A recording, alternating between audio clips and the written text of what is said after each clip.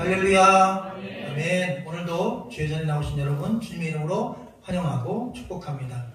초대교회가 급속도로 부흥을 경험합니다. 특별히 우리가 잘 아는 대로 사도행전 초반에 보면 다락방에 모여서 기도한 인원, 성령 충만받은 인원이 120명입니다. 어찌 보면 이 120명이 개척 멤버입니다. 처음 시작하는 교회치고는 상당히 크게 시작한 거죠. 120명이 처음으로 아무아궁이네 집 다락에서 첫 모임을 가졌으니까요. 근데 문제는 딱 개척하고 하루 만에 3,000명이 불었습니다. 얼마나 큰 부흥입니까? 다음날 아침 오전에 성령 받고 베드로가 말씀을 전했는데 사도행전 2장에 보면 그날 말씀을 듣고 믿는 자의 수가 3,000이나 더해졌다라고 말합니다. 성경학자들은 이 3,000명은 당시에 여자와 어린아이는 숫자에 넣지 않았기 때문에 남자만 3,000명, 그러면 가장 3,000명이라고 따지면 그 아내나 아이들까지 섞으면 두세 명 더 보태지잖아요. 그러니까 거의 5,000에서 7,000명이 이날 예루살렘 교회 세가족으로 하루 만에 그렇게 등록을 했다. 그래서 규모가 이제 10,000명 가까이 된 겁니다. 하루 만에요. 그리고 성경 말씀을 또 2장, 3장 쭉 읽다 보면 날마다, 그것도 이틀에 한 번도 아니고 날마다 믿는 자의 수가 더해졌다, 제자가 더해졌다, 이렇게 표현이 많이 되어 있는 걸 보면 그 인원에서 또 사람들이 늘어난 것 같아요. 그러다가 4장에서 우리가 지난주에 3, 4장 말씀 들었는데 성전 미문에 있던 나면서부터 걷지 못했던 한 사람이 치유받고 그 치유받은 사건을 빌미로 복음을 전하게 된 베드로와 요한을 통하여 또한 그때 당시에도 성전 안에 있던 5,000명의 남자들이 그때는 예수 그리스도를 믿었다고 기록하고 있습니다. 그러면 여인의 뜰에 있는 가족들까지 합치면 10,000명이 하루 만에 또 증가한 겁니다. 그래서 오늘 우리가 읽은 6장 말씀에서 초대교회의 성도 수는 미니멈 25,000에서 맥시멈 30,000명 이상 되는 상당히 큰 대형교회였다고 그렇게 추측해 볼 수 있습니다. 그런데 그때 당시는 지금 교회와 다릅니다. 왜냐하면 처음 생겼기 때문에 그 많은 인원이 모일 수 있는 실내 공간은 없었습니다. 그래서 광장에서 모인 것입니다. 성전의 가장 넓은 그런 솔로몬 광장이라든지 이런 광장에서 5,000명, 10,000명이 모여서 연합으로 그냥 맨 땅에서 예배를 드렸고, 흩어지면 믿는 자의 가정에서 두세 가정씩 모여서 구역 예배처럼 그렇게 기도회나 모임을 가졌던 걸로 되어 있습니다. 건물도 없습니다. 조직도 없습니다. 그냥 12사도가 전체적으로 이끌고 있는 30,000명 되는 아주 큰 하나의 공동체고 교회입니다. 그런데 사람이 늘어나다 보니까 이분들이 헌금을 막 하기 시작해요. 근데 초대교회 헌금은 좀 강했어요. 재산을 다 팔아서 온전히 재산 전부를 기부하는 사람들이 막 생기고, 또 어떤 사람들은 자기 부동산이나 아니면 집을 처분해서 목돈으로 막 헌금하는 사람들이 생겼어요. 순간적으로 너무 큰 은혜를 받다 보니까 이 사람들이 여기가 세상인지 천국인지 구분이 안 될 정도의 깊은 단계에 가고 나니까 물질 세계에 지배받던 가치관이 사라져버린 거예요. 그래서 유무상통, 내가 가지고 있는 것을 내 것이라고 주장하지 않고 없는 사람을 위해서 마음껏 나누고 내가 가진 것도 서로서로 나누는 그런 놀라운 역사가 있었습니다. 그리고 우리가 여기서 알아야 될 게 있습니다. 그 유무상통, 내가 가진 모든 걸 다 모든 사람들에게 공유하는 것은 그 초대교회 초반부에 한 번 있고 끝난 것입니다. 그 뒤로는 초대교회에 그런 일이 없었습니다. 왜? 그 한순간에 강력한 성령의 역사로 잠시 있었던 사건이고, 이것을 추종해서 오늘날에도 이단들은 모든 재산 다 가져와라, 그리고 모두가 다 공유재산으로 써야 된다 하는데 성경적이라고 말할 수는 없습니다. 부분적으로 그날 그 시점에만 딱 역사했던 일입니다. 천국의 모델이 이날 나타난 것입니다. 아무도 자기 소유를 주장하지 않는, 그리고 모두가 다 필요한 대로 넉넉히 쓸 수 있는 그런 세계가 바로 하나님 나라이라는 사실을 성경은 사도행전을 통해 증거해 주신 것입니다. 그러다 보니까 이 재산이 너무 많아진 거예요. 교회 헌금이 너무 넘치는 거예요. 그리고 그 넘치는 헌금과 그것을 또 집행하는 일과 그걸 어려운 사람 돕는 일로 12제자가 너무너무 바쁜 겁니다. 성도가 많아질수록 12제자는 바쁜 거예요. 10,000명이면 1,000명씩, 20,000명이면 2,000명씩, 그 30,000명이면 3,000명씩을 담임을 해야 되는 것입니다. 그러니 그 사람들 어려운 일 쫓아다니고 상담해주고 기도해주고 아픈 사람 가서 또 안수해주고 이러다 보니 두 가지를 못한 거예요. 첫째, 기도 시간이 없어졌어요. 제9시 기도 시간에 성전에 올라가다가 거기서 나면서부터 걷지 못한 사람을 치료할 때 바로 기도할 때 하나님 역사가 일어나는데 그 기도가 딱 중단됐어요. 기도 시간에 기도하러 못 갑니다. 왜? 너무 교회 일이 바빠진 거예요. 또 하나, 여러분 말씀을 전하는 일을 할 수가 없었어요. 왜? 사람을 위해서 봉사하다 보니까, 교회와 관계된 일을 하다 보니까 여러분 복음 전파하는 일을 소홀히 했던 거죠. 이 두 가지가 빈약해지면서 교회에 문제가 생겼습니다. 그리고 그 문제는 성경에 나오지 않지만 영적인 문제였고, 사단이 슬며시 섭섭하고 그리고 불평스러운 마음을 성도들 중에 일부 성도들에게 심어줬습니다. 그래서 이런 시험을 막 겪고, 그리고 그 시험을 극복하는 장면이 오늘 우리가 읽은 사도행전 6장에 기록된 말씀입니다. 초대교회는 사실 굉장히 훌륭한 교회였어요. 왜냐하면 문제가 없어서가 아니라 문제는 있었지만 그 문제를 넉넉히 이겼습니다. 할렐루야. 여러분, 오늘 그 넉넉히 이기는 강력한 교회가 어떻게 이겼는지, 또 어떤 성령 역사가 있었는지 말씀을 통해 보겠습니다. 1절 말씀 같이 읽어볼까요? 시작. 그때 제자가 더 많아졌는데 헬라파 유대인들이 자기의 과부들이 매일의 구제에 빠짐으로 히브리파 사람을 원망하니. 아멘. 항상 성경 한 장 한 장 볼 때 맨 앞부분에 보면 그때라고, 그리고 또 그 후에 이렇게 표현을 많이 해둡니다. 그럼 이 그때는 언제냐면 6장 1절에서 그때라고 말하니까 바로 앞에 4장 5장 3장 요 앞부분의 말씀의 그때입니다. 자, 이 그때는 이 성령 충만한 사도들이 아까 말씀드린 대로 복음을 전하여 하루에 3,000명씩 5,000명씩 10,000명씩 예루살렘 교회가 막 급격하게 성장하던, 바로 그 성장하던 그때에 문제가 생겼다는 것입니다. 어떤 문제가 생겼냐면 바로 헬라파 유대인들이 자기의 과부들이 매일의 구제에 빠짐으로 히브리파 사람을 원망했다라고 되어 있습니다. 여러분, 이 성령은 오순절 명절 기간에 임하셨습니다. 이 오순절 명절 기간은 오늘날 우리로 얘기하면 뭐 추석이나 설날 명절처럼 온 가족이 다 모여요. 그리고 특별히 유대인들은 외국에 있는 사람도 성지 순례로 예루살렘으로 옵니다. 그래서 지금 예루살렘은 이 지중해 연안에 있는 수많은 나라에서 온 본토에 살지만 타국에 살던 유대인들과 또 유대 땅에 있었던, 우리로 얘기하면 뭐 전라도, 경상도, 충청도 있던 사람이 서울의 여의도 광장 모이듯이 국내에 있는 사람들 전부 다 예루살렘으로 왔어요. 실제로 예루살렘 시민들보다 외국 사람들, 또 타 지역 사람들, 이런 사람들이 아주 바글바글하게 모였습니다. 그리고 그 사람들에게 성령이 임하자 그들이 그곳을 떠나지 않고 한 달, 두 달, 세 달 그냥 거기 그냥 머물러 산 거예요. 그러다 보니 생계가 위험이 온 것입니다. 왜? 여행 경비는 떨어졌고, 그리고 밥 먹고 뭐 이렇게 생활해야 되는데 그건 안 되고, 그런데 어디가 돈이 많냐면 교회가 돈이 많아요. 왜? 그 지역에 살던 예루살렘 성도들 가운데 땅과 건물이 있던 자들이 싹 다 팔아서 이것을 다 헌금을 해버렸어요.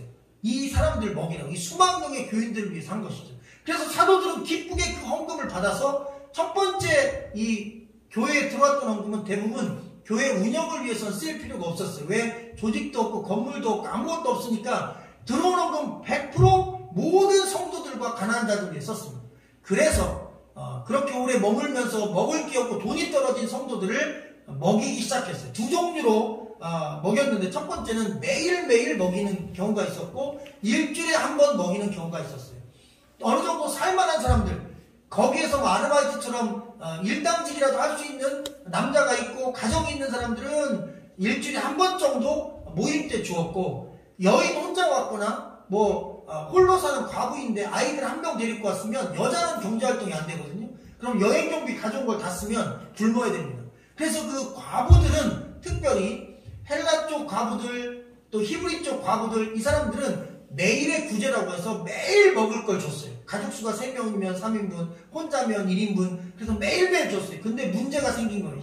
이게 심각한 문제입니다. 오늘 말씀 보니까 헬라파 유대인들이 자기 헬라파 사람들 중에 과부들이 그 매일 받아야 될 구제, 매일 받아야 될 도시락과 양식을 받지 못하게 되어 그것을 나눠주는 책임을 가진 히브리파 유대인들을 향하여 불만이 쌓여가기 시작했다는 것입니다. 여러분, 이것은 생존권의 문제인 거예요. 오늘 먹을 게 없으면 나와 내 아이들이 굶어야 되는 거예요. 그러니 이 외국에서 오신 헬라 쪽에서, 또 이 지중해 연안 다른 나라에서 온, 그래서 예수님 믿게 된 그리스도인들은 예수님 믿었지만, 신앙이 있었지만 교인이지만 성령 충만했지만 불만이 생긴 것입니다. 우리는 그렇게 생각할 수 있어요. 아니, 교회가 성령 충만한데 불평불만이 있을 수 있을까? 어떻게 교회에서 다툼이라는 게 있을 수 있을까? 어떻게 성도들과 목회자들 간에 분열이 있을 수 있을까? 그런데 여러분, 교인도 사람입니다. 목회자도 사람이고요. 성령 충만해도 아무리 충만해도 사람입니다. 사람은 근본적으로 본인들의 욕구가 채워지지 않으면 불만이라는 게 자연스럽게 생겨요. 그건 신앙과 특별히 관계가 없습니다. 누가 봐도 이게 공평하지 않은 문제이기 때문에 거기에 대하여 문제를 제기했던 것입니다. 잘못됐다. 히브리파 사람들, 왜 당신네 과부들은 매일 나눠주면서 우리 헬라파 사람들 과부들은 이 매일의 구제에서 넣었다 뺐다를 반복하던 이제는 아예 급기야 주지 않고 주말에 한 번 있는, 일주일에 한 번 있는 그 양식 주는 거, 그 조금 주는 거, 그것만 주는 것이냐? 우리 과부들 다 굶어 죽겠다. 해결책을 내놔라. 그러면서 이런 문제로 초대교회가 처음 시험에 들기 시작했습니다. 여러분, 건강한 교회는 문제없는 교회가 아니라 문제가 발생했지만 넉넉히 이기는 교회인데 바로 이 초대교회가 그 문제를 넉넉히 이겨냈던 것입니다. 할렐루야. 또한 히브리파 유대인과 헬라파 유대인이 지금 어떻게 보면 싸움이 붙은 거죠. 교회에서 다툼이 일어난 거예요. 삿대질하고 싸워 마땅하고 멱살 잡고 싸워 마땅합니다. 우리한테 더 많이 달라고 목소리를 높여 마땅한데 이들이 불만이 나오자마자 싸움을 중단합니다. 놀라운 사실이죠. 이 성도들도 여러분 문제가 있었지만 그 문제를 넉넉히 이길 능력이 있었던 것입니다. 그래서 초대교회 하는 것입니다. 소망하기는 저와 우리 모든 성도님들의 신앙도 문제가 있더라도 문제를 이길, 넉넉히 이길 능력과 그러한 힘이 있기를 주의 이름으로 축원합니다. 오늘 말씀은 바로 그 힘을 어떻게 갖게 되는지 알려줍니다. 그 내용이 2절부터 4절에 기록되어 있는데요. 우리 2절부터 4절을 같이 읽어볼까요? 시작. 12사도가 모든 제자를 불러이르되 우리가 하나님의 말씀을 제쳐놓고 접대를 일삼는 것이 마땅하지 아니하니 너희 가운데 성령과 지혜가 충만하여 칭찬받는 사람 7을 택하라. 우리가 그 일을 그들에게 맡기고 우리는 오로지 기도하는 일과 말씀 사역에 힘쓰리라. 할렐루야. 아멘. 사도들이 제시한 문제 방법 첫 번째, 12사도가 모든 제자, 모든 성도를 다 불렀답니다. 그러니까 수만 명 되는 그 모든 성도들을 광장에 모이라고 했대요. 문제가 발생하자마자 다 모여라. 그리고 나서 가장 위대한 문제 해결 방법의 첫 번째는요, 내 탓이라고 얘기한 것입니다. 지도자들이 예를 들면 불평, 불만을 얘기했던 헬라파 사람들을 불러서 너희가 감히 성령 충만하고 하나님의 사랑을 아는 너희가 예수님은 원수를 사랑하라고 말씀하셨고 원수를 위해 십자가에 못도 박히셨는데 너희는 그 예수님의 사랑을 본받아야 될 사람들이 어떻게 먹을 것 조금 안 준다고 불평불만을 토해놓을 수 있느냐? 너희들 징계, 그래서 직분도 띄고 출석도 정지시키고 그리고 내쫓고 출교시키고 그럴 수 있었어요. 근데 하지 않았습니다. 또 하나, 히브리파 사람들을 불러서 혼낼 수 있었어요. 자, 이 구제 사역을 책임진 히브리파 사람들 나와라 그러면 몇 명 있었겠죠. 너희는 어떻게 교회 돈으로, 교회 성도들이 어렵게 한 헌금으로 모든 사람을 공평히 도와줘야지. 너네 가족들, 히브리파 사람들만 돕느냐? 헬라 사람들 그럼 다 굶어 죽는 거 아니냐? 너희들이 잘못했으니 출교 나가라. 교회에서 떠나라. 직분 다 떼라. 그리고 출석 정지. 그렇게 해서 얼마든지 여러분 7이라고 하는 교회 안에 있는 징계를 내릴 수가 있었습니다. 근데 초대교회는 달랐어요. 잘못을 제기한 사람들도 혼내지 않았습니다. 잘못을 한 사람도 혼내지 않았습니다. 오히려 지도자인 12사도가 모두 모여서 우리 잘못이라고 한 겁니다. 그러니 3만 명 되는 성도들이 그 얘기를 듣자마자 갑자기 말이 사라진 거예요. 불평하던 사람들도 불평을 안 합니다. 그리고 억울하다고 주장하는 사람들, 우리는 나름 공평하게 나눠주려고 했는데 실수가 있었다, 착오다, 행정착오다, 이런 주장을 했던 히브리파 사람들도 더 이상 자기들의 억울함을 주장하지 않고 입을 닫아버린 거예요. 왜? 지도자들이 말하기를 양쪽 다 문제가 있는 게 아니라 이 모든 문제의 시작은 바로 목회자인 우리가 잘못했다. 그 이유는 우리가 논의해보고 기도해봤는데 하나님이 알려주셨다. 우리가 기도 안 해서 그렇고 말씀 전하지 않아서 그렇다.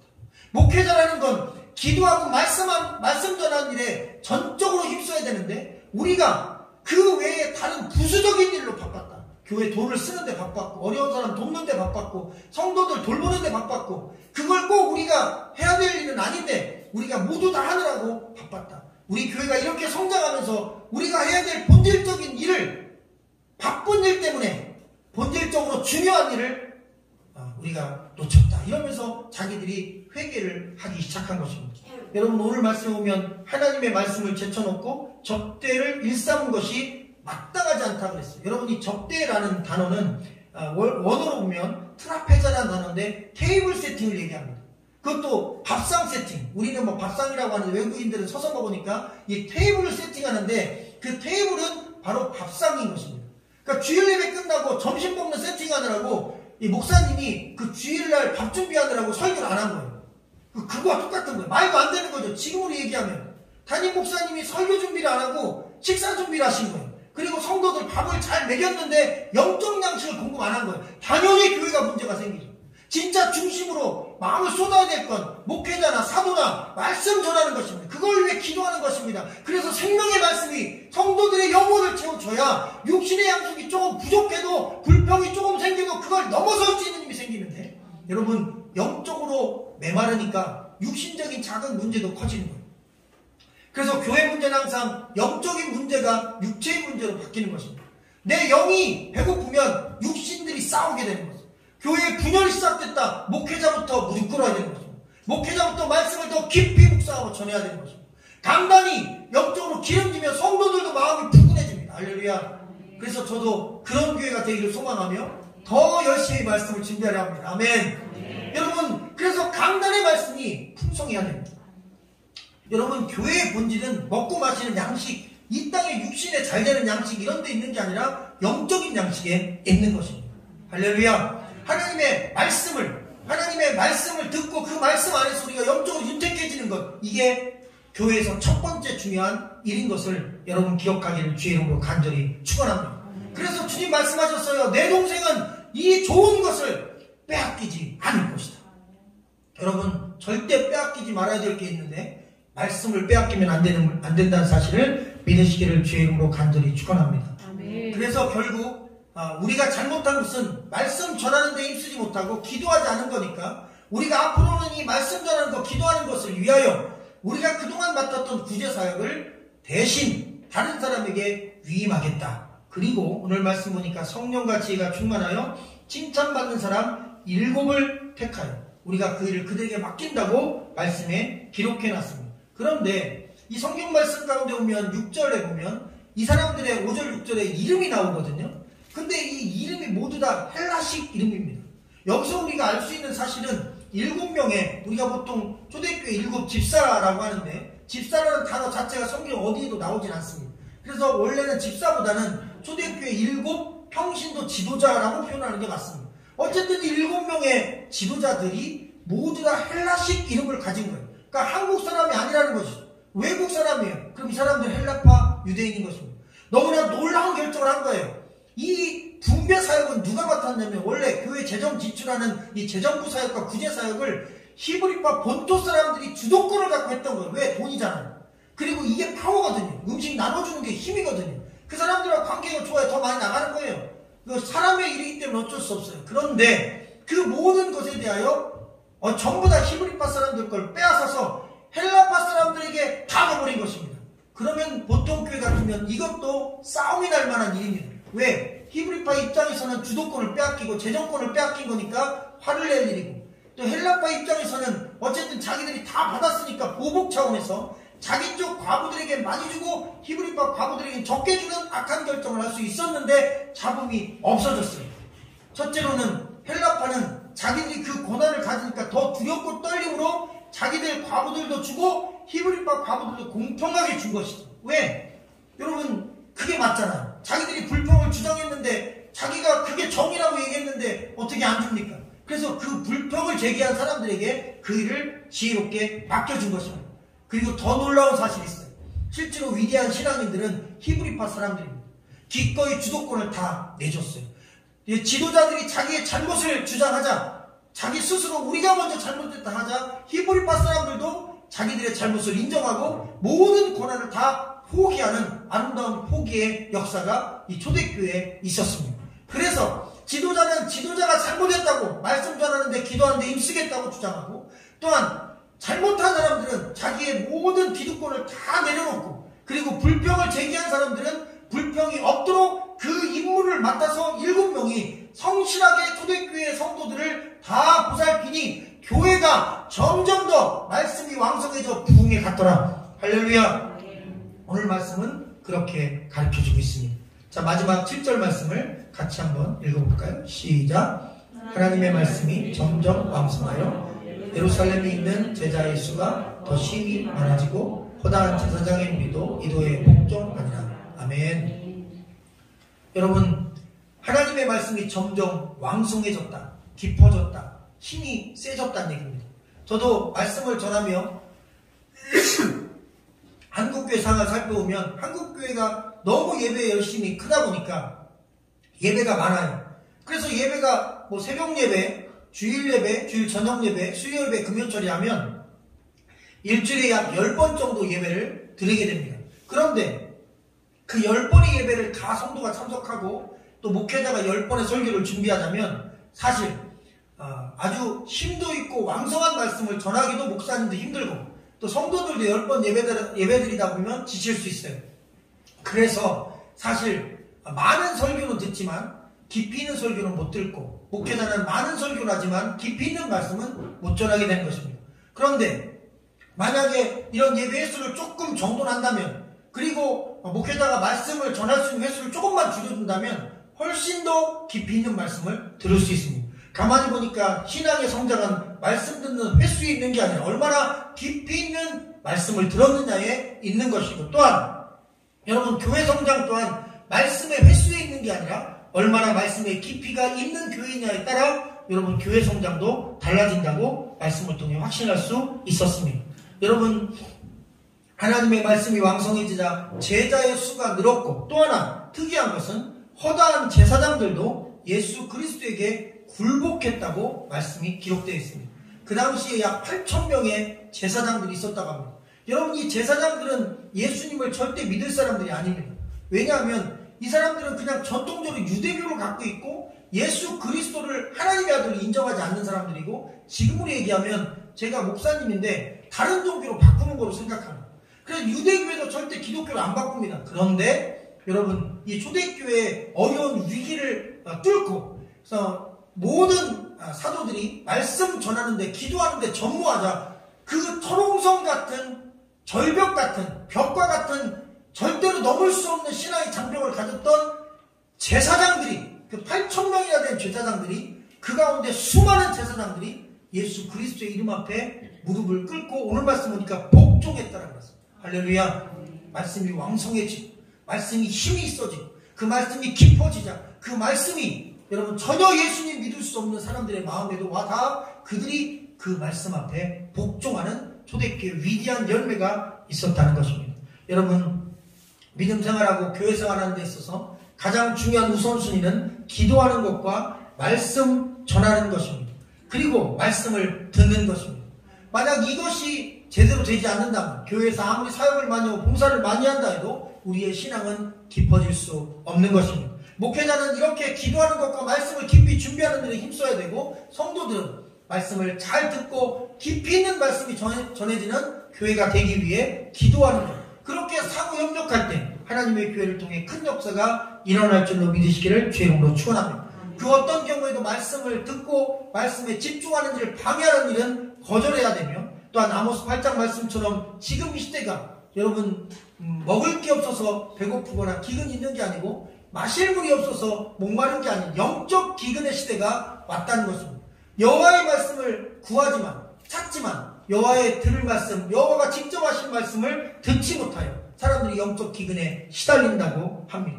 여러분, 지금은 영적 기근의 시대인 것 같습니다. 설교도 많고 예배도 많고 교회도 많고, 물론 우리가 들을 만한 말씀들이 수없이 영상에도 많이 흘러나오지만 정말 깊이 있는 말씀, 또 본문을 중심으로 하는 말씀, 예수 그리스도를 온전히 전하는 말씀을 찾기가 그리 수월치는 않습니다. 여러분, 어느 교회든 간에 모든 교회가 이렇게 초대교회 사도들처럼 말씀과 기도에 집중하여 복음의 말씀, 진리의 말씀, 성경적인 말씀, 깊이 있는 말씀, 그런 생명의 말씀을 전하는 교회가 되기를 소망합니다. 저희 하늘 정원 커뮤니티교회도 그런 생명의 말씀이 증거되는 교회를 세워나가기를 소망하며 우리가 함께 기도하기를 주의 이름으로 축원합니다. 그러할 때 우리에게 문제가 생겨도 넉넉히 이길 능력이 임할 것이고 또 어떤 시험이 우리에게 찾아와도 넉넉히 이길 수 있는 능력이 우리 신앙 안에 들어오게 될 것입니다. 말씀을 집중하여 또 말씀 안에서 또 진리의 말씀으로 승리하게 되시는 저 여러분 되시기를 주의 이름으로 간절히 축원합니다. 기도하겠습니다.